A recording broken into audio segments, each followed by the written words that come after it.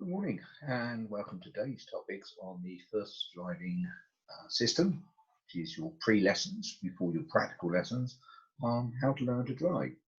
These can be particularly useful in helping you reduce the amount of lessons you require, improving your knowledge and becoming a better driver, and also helping you to pass your test a lot quicker.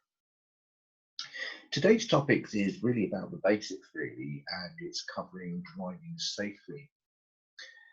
In the Highway Code, uh, in the Highway Code, it talks about vehicle maintenance and the ability to be able to look at vehicle maintenance. And in your practical guide to learning to drive from the Driving Standards Agency, they cover this whole section on driving safely, which should be recorded in your workbook or your lesson plan lesson record guide.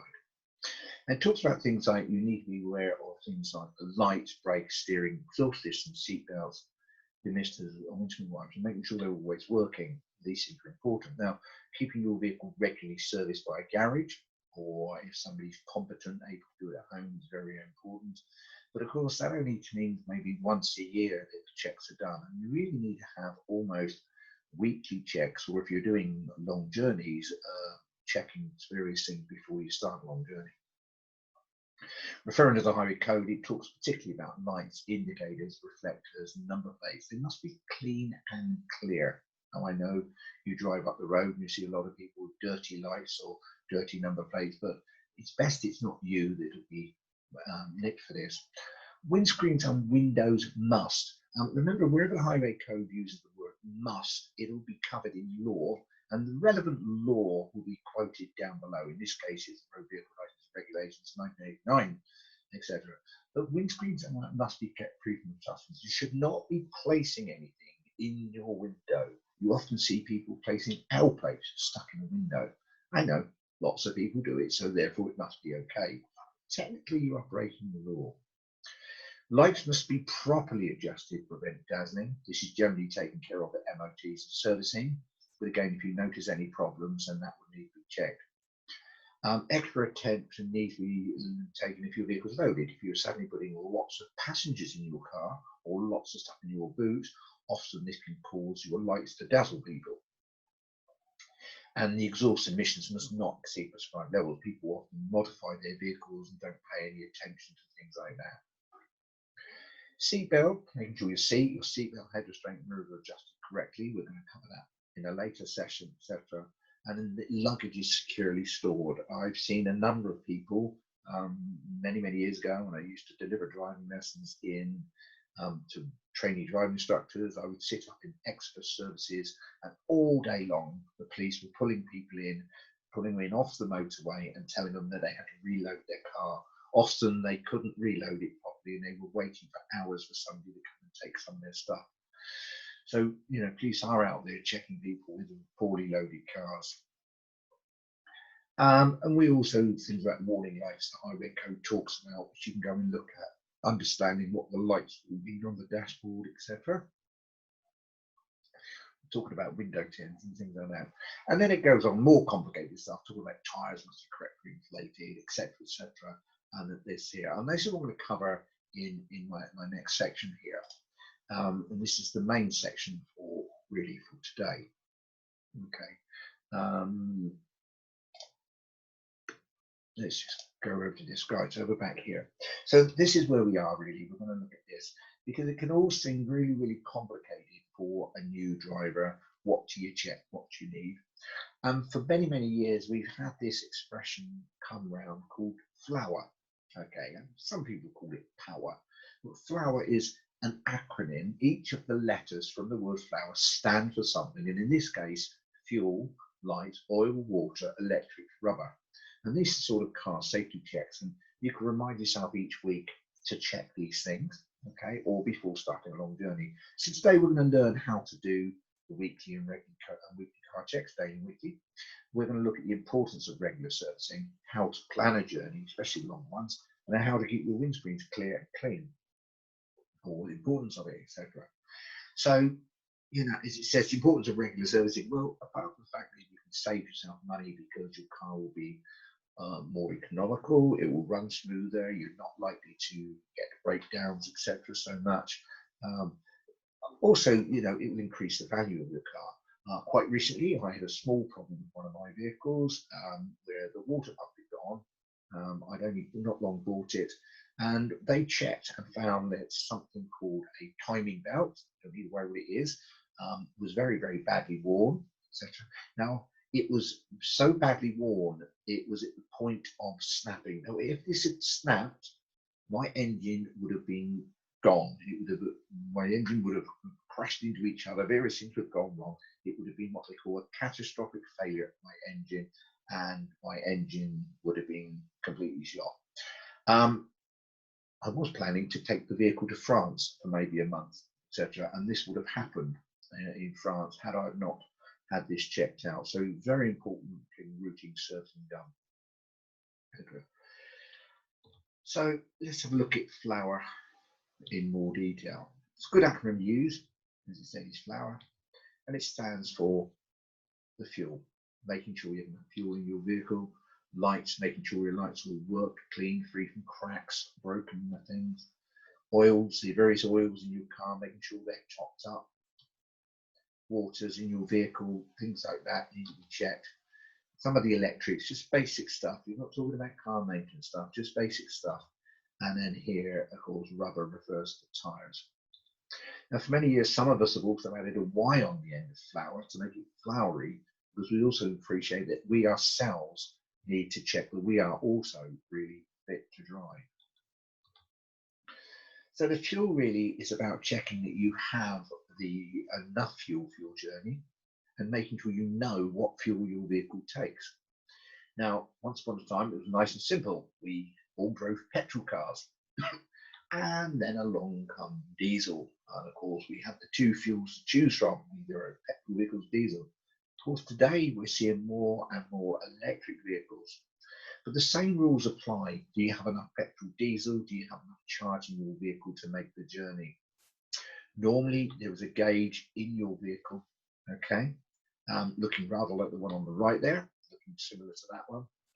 And you will also have normally some sort of symbol. It looks like a petrol filling station thing there. And this is quite an important little thing, because the side that the nozzle on this one also indicates the side that your fuel cap, where you fill your fuel, is on the vehicle. Sometimes it just has a little arrow there pointing to the right or to the left. But on this one, I can see that the handle, the filling tube, is on the right. So I know that the filling part on my vehicle, how do I fill it, is on my side, my driver's side. It's over on my right hand side. So if you drive different vehicles of that, it's a little tip there to knowing which side you fill up with. So ensuring you have enough fuel for your journey is extremely important. You don't want to run out. The lights. Okay, let's look at lights. Well, you've got lights on the front and the back of your vehicle, etc., and they all need checking. Now, most of them are controlled by a light on a dashboard or on the indicator stick or on the side there, etc. Dashboard lights typically with a button similar to this, where you would turn them for the various settings, etc. Now, they will now recognize the same legends, the same sort of things on this one here, etc. This one that covers indicators as well, but we're just looking at the end bit here. Okay, so for example, we would need to check before a journey, long journey, or weekly, that our lights are working. So we might turn the switch to the first function, which is the side or the parking lights. Now, on the vehicle here, on many vehicles, the side or parking lights are the headlights, but on a lower power. So they're on like a very low power, and they can be used for night or when the vehicle's parked up. Switching it on will switch on not only the front lights, but if you look at the rear of the car, we'll switch on some lights at the rear as well. Okay, switching it on, lights on, off, and lights on. Okay. Some vehicles, the side lights are in a different position, and they have separate lights for the side lights. Modern cars today, they seem to be all on the same thing. Now, switching the switch further up to the next setting, that gives you your headlights. And your headlights tend to have two functions. Number one, dipped beam. Now this is when the lights are on, but they're sort of dipped down and to the left, so they don't dazzle the oncoming vehicles, etc. Now, by pushing the lever on your left, either forward or backwards, okay, it can also operate the full beam, the high beam, or the low beam. And by flicking it forward or backwards, will operate this high beam. So flicking it on and off there. Okay. Obviously, you don't want to drive on high beam when there's vehicles coming towards you, or if you're following the vehicle, because you will dazzle and blind them. Of course, you could cause a serious accident. Okay, so that turns on your lights. Now, what you want to do each week or before a long journey is turn these lights on and walk around the vehicle and check they're all working. Right? And if one of them is not working, it's probably a bulb. If it's an indicator, general bulb, then in which case, if you're not confident yourself, then go get somebody to change it for you, take it to the garage, or sometimes they're very, very simple to change yourself. Some cars are very complicated to change. There's a guide here. I always say, make sure you read the manufacturer's handbook always to see where about your vehicle. Read the handbook of the vehicle and find out for your vehicle what the requirements are. Okay, moving from the headlights now, we're going to look at the left-hand side. On this one, this is indicators. The indicators are directional indicators, and on this one, this lever moves up and down. And this lever, if you move it up, okay, this will activate the right-hand indicators on your vehicle. If you look at the indicators on the vehicle, here they go, flashing away there, yeah. Okay, look again at the rear, flashing away there, and that tells people you're turning right. Similarly, if you turn it down, push it down on this one, okay, then of course it will activate the left-hand indicators, looking at the vehicle below, and you can see they are winking away. And again, looking at the rear, there they are, flashing away, letting people we know there. And again, these will be checked with the vehicle as well, okay, on a weekly basis. Go around, just check the bulb. Nice and simple thing to do. A whole lot, takes you a couple of minutes at most. Now, there is other lights on the back of the car, and these are the brake lights. Now, these require a bit of help to check. With the brake lights, they're operated by when you put the ignition on, not necessarily just the engine, just the ignition on. If you place your foot on the foot brake, looking at the rear of the car, you will see that the really bright brake lights are illuminated at the rear. Pressing down. Now, the problem with this is it can't be in two places at once. So either get somebody to help you by either pressing the brake and you look at the lights, or you press the brake and get somebody else to look at the lights. Another way is you can back the car up and put it near a window or your garage door or something, and you can look in the rear view mirror and look at behind you. You can see the two reflections from the two, or sometimes, because some vehicles have a high visibility light, the third light. Okay, pressing the brake down holds them on. So that game, sometimes you need a little bit of a help for. On your driving test, you could be asked to demonstrate, or I asked to show how would you tell if the lights were working on this vehicle? And you would simply show them. You would turn the lights on and you would say to the examiner, I would turn these on here and I would get out and I would look and check that my lights are working. You don't need to do it, but you can there, etc. Similarly, if you ask about, you check that the brake lights are working, you would say, I would press my brake light down and I would get somebody to check for me. Okay, so you just tell him, it's a tell me question. Tell him how you would do it. Okay. Okay, let's move on to the next section. That's the oils. Now, this is slightly more complicated. So again, like I said, is look at the service book in your car. It's a very good idea to read these things. It's amazing how many things in there you probably don't know your vehicle does. I'm a bit sad. I make a point of reading all my handbooks, etc. And the number of times I found different things you can change, settings that you're going to turn out to be quite useful. With oils, of course, you're going to have to open the bonnet. Now, I wouldn't be doing this with a hot engine. I would always make sure my vehicle is parked on a level ground, not facing uphill or downhill, because that can change the levels. Now, most manufacturers are very kind to us, and they tend to give things that we check either bright yellow or bright blue or bright orange caps. On this vehicle, you can see around the vehicle there are yellow caps, okay? And that helps you know what to do. Now, I'm not familiar with the vehicle that I've done the photograph here, etc., but it looks to me like the right-hand one, there is either the washer bottles and possibly This is either the windscreen or possibly headlights on this vehicle, not quite sure. Again, I haven't got the handbook. No.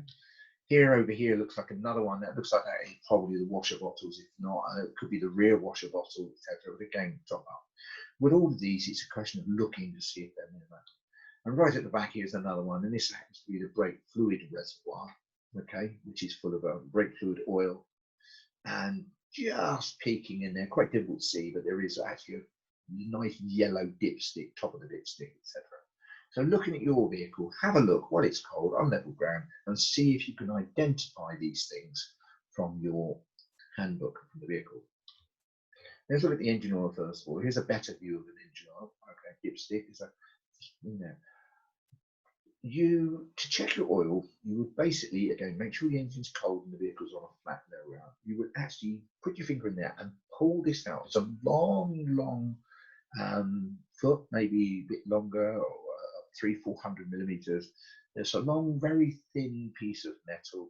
It comes out, and on the end, you'll see something like this. It may not be quite as fancy as that, but it may just have the levels, etc. It might just have the little marks. The bottom level is a minimum mark, and the top level is a maximum mark. And you're trying to keep your oil between those two levels. Okay, it's important. Do not overfill. As the oil is important, do not let it run dry. If it runs dry, your engine's in problems. And of course, if you're on a motorway, you could have a total engine failure. Lots of dipsticks are a little bit different, etc. Have a look.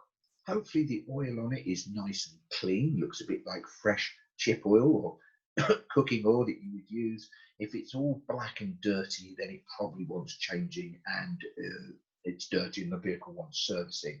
That's not a job for you, that's a job for your garage. But weekly or before a long journey, just pull the dipstick out, wipe it with a nice clean cloth, pop it back into that hole again that you took it out of just now, pop it back in there, and then gently pull it out again and check it, and that will give you a good indication of the level of the oil.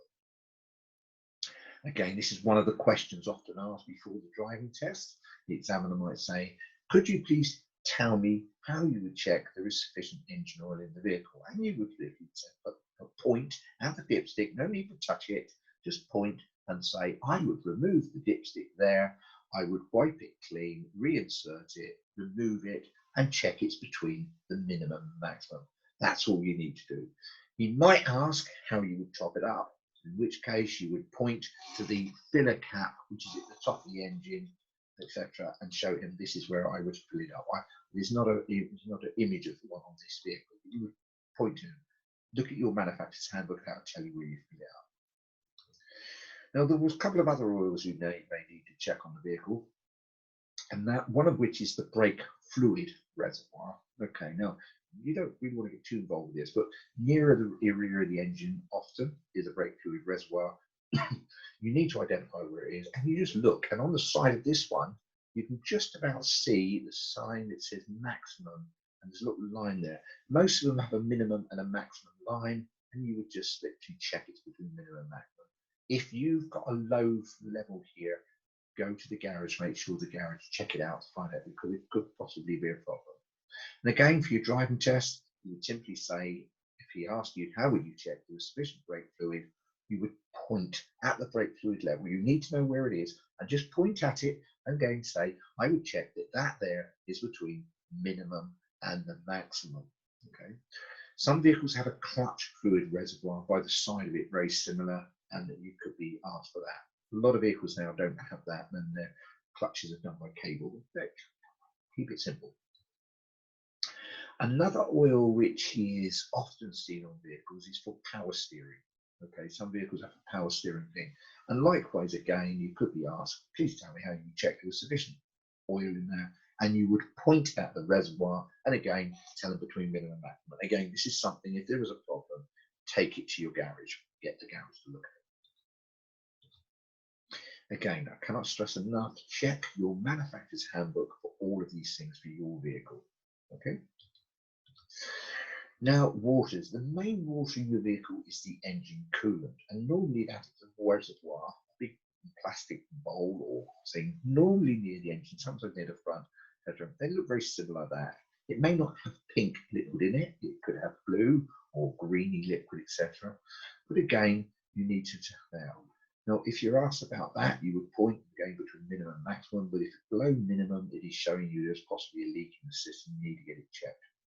Do not open this up when your vehicle is hot.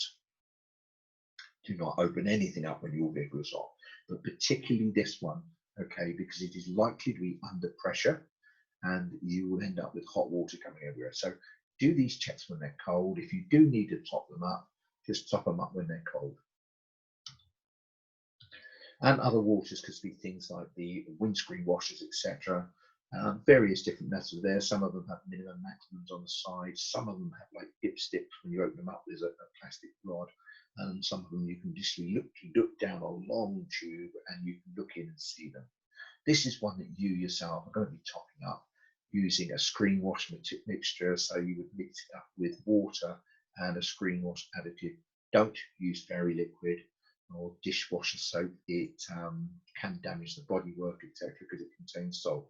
But use a standard screen wash additive, which will keep your windscreen nice and clean. Talking of windscreens, it's very important you keep the windscreen clean at all times. Make sure your windscreen washer reservoir is topped up, because very often we get caught in this country with a little bit of drizzle rain after a dry day, and this will make your windscreen very sticky. And if you put your wipers on over this mixture, it will smear it in, and all of a sudden you're driving like looking through net curtains or frosted glass and you can't see. This is where the good screen wash and washer is important, because then you can give your windscreen a squish with the washers and give it a good clean while you're driving. Other times, again, keeping your windscreen clean before a journey as well, giving it a wash with some soapy water. Many years ago, garages all used to have buckets of warm soapy water out the side. When you filled up with fuel, you could give them a wash over at the same time. Don't tend to see it quite so much now, but they used to, because people recognise then the importance of having a good clean windscreen. Now, electrics is a few things, checking things in your car work, etc. And whilst it's important for things like the windows open under electric, etc., one of the most important things is, does your horn work? Now, remembering the highway code and not sounding it to area germs certain times of the day, normally the testing of the horn is just a simple toot. You could be asked by the examiner, could you demonstrate? That's actually, you can show me how you would know the horn's working, and you would simply just give it a little tiny little toot, press it, and just show that it's working. And again, it's important to make sure that we know that this auditory warning system, or audible warning system on the horn, is working correctly. Okay. Rubber. Now, again, now this can sometimes be complicated with people. Most tyre dealers will allow you can take it into a tyre dealer and they will check your tyres over for you. The days of them trying to rip you off and sell you tyres that you don't need are gone. It's good to gone. It's good to have a good relationship with the garage. Take them in there and they'll tell you honestly whether you need them. Okay. Pressures. It's important to make sure that you are running at the correct pressure. These are normally found in your handbook and can sometimes be found on a little plate, maybe in the door jamb or under the bonnet, etc. And they tell you the pressure of your vehicles under load and with passengers in and not with passengers in. It's very important. It helps with economy, it helps with safety, and it also helps with the wear of the tyres. Probably many tyres have changed from vehicles because people have not changed their tyre pressures, not checked their tyre pressures. They have been running on an underinflated tyre and it has worn out a tyre. Tyres are £100 each now very often, and you don't want to be running on that. If you've ever tried to wheel a push bike or wheel a wheelbarrow with a soft tyre, you know how hard work it is, so you don't want to be doing it on your car. Checking your tyre pressures when your vehicle is cold, not hot, not after you've driven out the motorway, on a regular weekly or before a long journey, really important.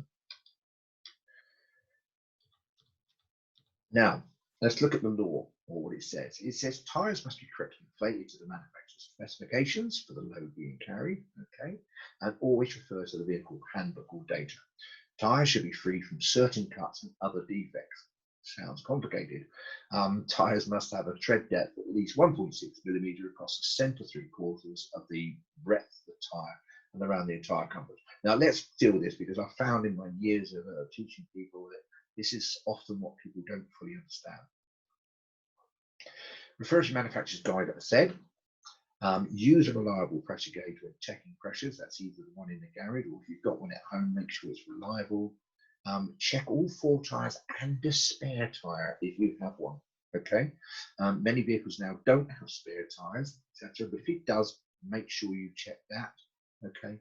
And it's very important to replace the dust caps afterwards. And a lot of people just leave them off. They're really, really vital. They can stop you losing air when you're driving.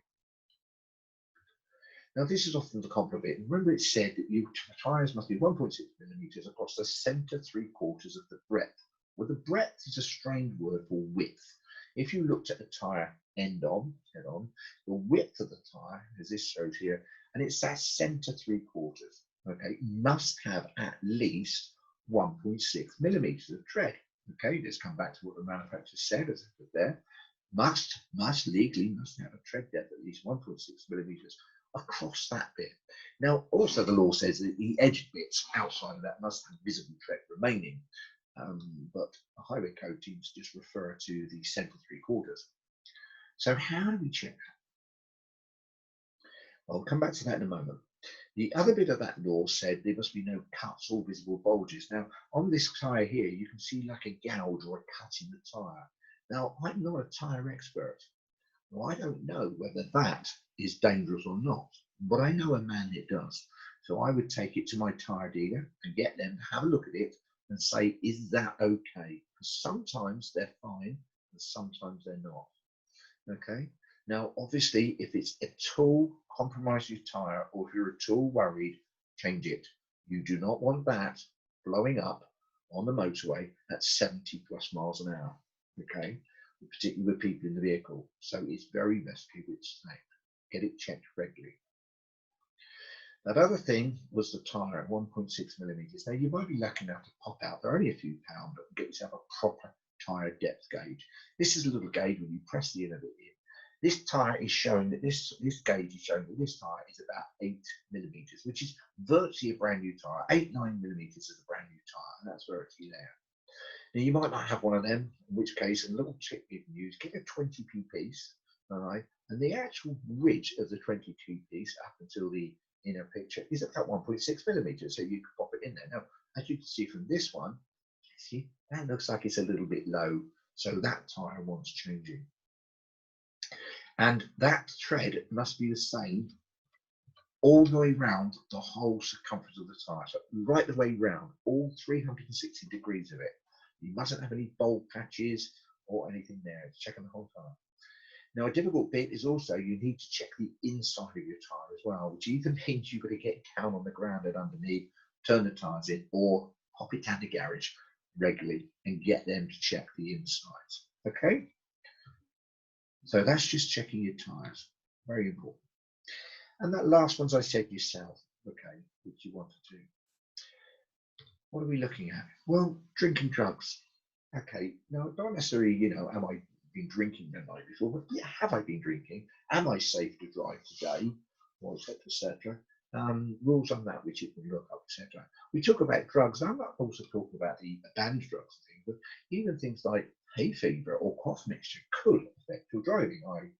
I suffer from hay fever quite a lot, and sometimes take medication for it. Some of this medication has been known to cause people to be drowsy.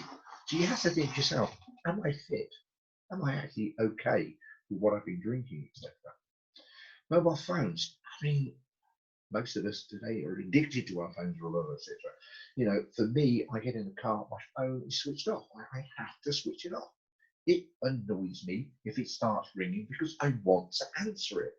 Now, of course, I can't go and answer it. I don't want to because I'm not going to use my phone when driving. I know the dangers. I've seen the risks. I've seen the deaths it caused. So a number of times I've heard my phone ringing. I pulled over and I've driven into a side bit or parked up at the side of the road because I want to remain legal. I turn my engine off. I remove my keys from the dashboard. I throw them up on the dashboard just in case somebody comes along and says, "Are you using your phone?" I can say, "No, I'm not driving." And I've answered and looked at my phone, listened to the voicemail to hear that apparently I've been won a fantastic lottery prize, or I'm entitled to PIP insurance, or something like that, and realise, I switch my phone off now when driving. It's just not worth it. If anybody wants to get hold of me, they can leave a message. It is important, and that's the way I deal with it. Tiredness and resting. Have I had enough sleep the night before? Driving for no more than 2 hours at a time is important. I drive for a 2-hour break religiously. I drive for 2 hours, I stop and park the far side of a service or something, and then walk across the car park and have a break. And I find I'm fine with that, and I can drive for long distances, provided I have a break every 2 hours. But we should do it. It's important to stop and have a break. Health and eyesight, are we healthy? Are we fit enough to drive? When did we last check our eyes, etc.? Even my own son, I asked him the other day, when did he last have his eyes checked? And it was something like 10 years ago. And I took him out. We actually checked his eyes. Just a simple thing. Can you check a car number plate at the required distance, 20 odd meters, etc.? You don't know what that is. Measure about 6 car lengths. Imagine 6 car lengths up the road and think, can I read a number plate up there? If you're not sure, get them checked, etc. Just checking it out. So again, this is a short series. This is a little video there on the basics and checking the vehicle driving safely. Part of the series by First for Driving myself, helping you save money, drive better, and pass your test quicker. If you're looking for more and you're interested in these, then pop on to firstfordriving.co.uk, and there's lots more on there, and we can help you with that. That's all for now. Okay then, thank you very much. Happy driving, and speak soon. Bye-bye.